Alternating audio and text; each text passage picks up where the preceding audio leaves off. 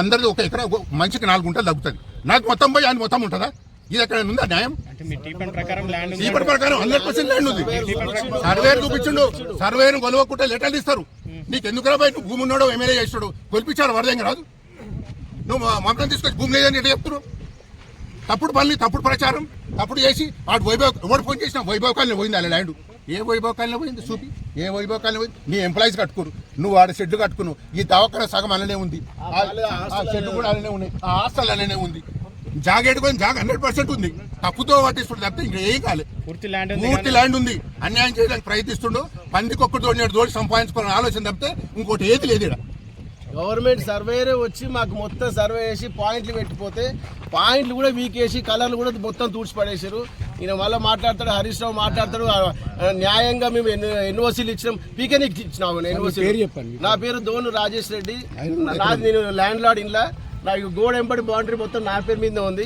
నన్ను లోస్తే గలాలు పడతాను ముందుకు వస్తా తప్ప ఎవరు నా కొడుకు ఏ గవర్నమెంట్ ఆఫీసర్ దగ్గర పోయినా ఎవరు చూడు మేము వాళ్ళని అడిగి చెప్తామండి. పల్లరాజేశ్వర రెడ్డి నువ్వు గవర్నమెంట్ ఆఫీసర్ అంటే పల్లరాజేశ్వర యూనివర్సిటీ తీసుకొని మాకు ఆర్టీఐ కింద ఇన్ఫర్మేషన్ ఇస్తారట.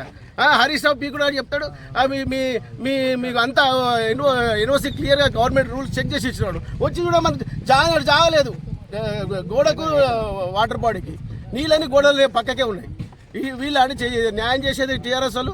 దేవుని దయ వల్ల కాంగ్రెస్ వచ్చింది. రేవంత్ రెడ్డి గారికి ఒక్కటే విన్నపం చేస్తున్నాం, గోడ ఇల్లీగల్ ఎవ్వదైనా సరే కూలగొట్టరి మా జాబ్ మాకు ఇప్పేయండి. కానీ నేను గత 3 సంవత్సరాల నుంచి తిరిగి ఇంటికి కూడా పోయినా 11 ఎకరాలు 20 గుంటలు నేను 2008లో కొనుక్కున్నా. కోర్టుకు నేను తిరిగిన, కోర్టుకు పైసలు ఖర్చు పెట్టుకుని ప్లాట్లో పంచాయతీ కలిగి నేను తిరిగిన. నాది మొత్తం 4.5 ఎకరాల భూమి ఉండే. తీసుకుపోయి నేను గుంటూరు సర్పంచ్, నేను టీఆర్ఎస్ పార్టీ. నేను 2006 నుంచి 2009 వరకు ఉన్నా. నేను ఇక్కడ భూమిని నేను తీసుకొని 4.5 ఎకరాలు తీసుకుంటే తర్వాత ప్లాట్ల భూమి ఆ భూమి అని చెప్పి తర్వాత వస్తే నేను కోర్టుల కేసు 2013 వరకు కొట్లాడినాక 2 ఎకరాలు నేను ఆర్థికంగా లేకుండా 2 ఎకరాలు అమ్ముకున్నా. మిగతా 2.5 ఎకరాల తర్వాత ఈయన ఒక అద్దె ఎకర కొడుకు పేరు మీద ఉంటే అద్దె ఎకర కూడా నేను ప్లాట్ కొని అది కొనంటే అద్దె ఎకర ఫ్రీగా చేసిన. ఈయన 2 ఎకరాలు మిగతా వాళ్ళ దగ్గర 4 ఎకరాలు మొత్తం కలిసి 7 ఎకరాలు కొన్నాడు. అద్దె ఎకర ఫ్రీగా ఇచ్చిన. ఆ 7 ఎకరాలు తీసుకుపోయిండు, కాలేజీ కట్టుకుంటుండు. నేను ఎన్నిసార్లు ఇంటికి పోయినా చుట్టూ 7 ఎకరాలకు 11 ఎకరాలు గోడ పెట్టిన ఎందుకు పెడుతున్నావు అంటే నేను మాట్లాడతా లేకపోతే సైడ్కి ఇస్తా తర్వాత ఇస్తా అని చెప్పి తర్వాత రోజు ఇంత గోడ పెట్టించుకొస్తాడు.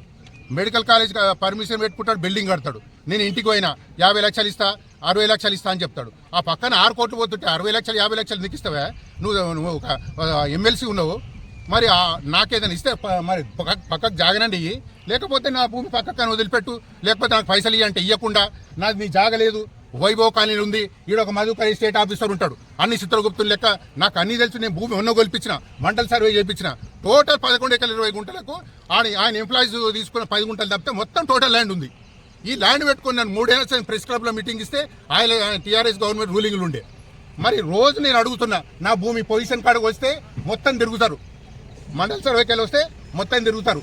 పంచనామా సంతకం పెట్టురు అంటే అక్కడికి వెళ్ళి సారు దొరవారు ఫోన్ చేసి ఆయన సంతకాలు పెట్టుకుని ఇరుకుతామంటారు. అరే ఇరుకుతారా భయ్? నీ భూమి లేకుంటే నీ భూమి ఉంటే తెలుస్తుంది. మరి ఈ భూమి ఇరుకుతామని చెప్పి నువ్వు ఎట్లా చెప్పి అక్కడికి వెళ్ళి చేస్తున్నావు?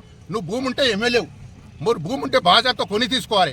భూమి అయ్యే గుడితూ ఉంటుంది, కొంటూ ఉంటుంది, ఇట్లా కబ్జాలు చేస్తూ ఉంటుంది. ఆ భూమి ఒక ప్రజలకు న్యాయం చేస్తాడు. ఇవాళ 60-70 కోట్లు పెట్టి గెలిచినావు, గెలిస్తే సంతోషం, గెలుచుకో. కానీ నాసుంటోళ్ళకి అన్యాయం చేసి మమ్మల్ని అన్యాయం చేసి మరి నువ్వు కాలేజీ నిర్మాణం చేస్తే మేము ఎన్నిసార్లు తిరగాలి, ఎంతమంది దగ్గర మొత్తుకోవాలి, ఎంతమంది దగ్గర రిప్రజెంటేషన్ ఇవ్వాలి? నీకేదో టైం బాగాలేదు కాబట్టి, నీకు అధికారం ఉన్నా కాబట్టి ఎప్పుడు నీకు బఫర్ జోన్లు అడ్డం లేవు, నీకు FTL అడ్డం లేవు, నీకు 59 జీవకుందా 6 రకాల 200 ఎకరాలు పెట్టిండు. 25 సంవత్సరాల నుంచి కాలేజీ నడుపుతున్నట్టు 25 సంవత్సరాల నుంచి కాలేజీ నడిపెట్టాడు. 25 సంవత్సరాల నుంచి ఎంత సేఫ్టీ కట్టావు, ఎంత ట్యాక్స్ కట్టావు గ్రామ పంచాయతీలు చూసుకోండి. నేను 1,50,000 గుంటూరు కాడ కడితే 30 లక్షలు నేను సంవత్సరానికి కడుతున్నా. నువ్వు 25 ఏళ్ళ ఎంత ట్యాక్స్ కట్టినావు చూపి. మళ్ళీ దాని పక్కన మట్టి పోసావు. 59 కింద 2 ఎకరాలు, దాని కింద మట్టి పోసి 59 కింద పెట్టుకుంటావు. 59 కింద ఎవరు పెట్టుకుంటారండి? గరీబోళ్ళు లేకపోతే ఎవడన్నా మన విలేజ్లో వీకర్ సెక్షన్ వాళ్ళు పెట్టుకుంటారు. దాని కాడ 59 కింద పెట్టుకొని ఎంఆర్ఓని సతాయిస్తేవి, కలెక్టర్ని ప్రెజర్ చేస్తేవి, దాని కింద పెట్టుకున్నాం. ఇప్పుడు అయ్యిందో పోయిందో తెలియదు. ఈ రోజు మళ్ళీ నాకు తీసుకొచ్చి పోని ఇన్ని రోజులు తీసుకొచ్చిన తిరిగిన నా భూమి మాకు గొలిచివే అంటే ఇగో ఇటువంటి నా కొడుకులు వచ్చి రోజు సతాయించుకుంటా. అప్పుడు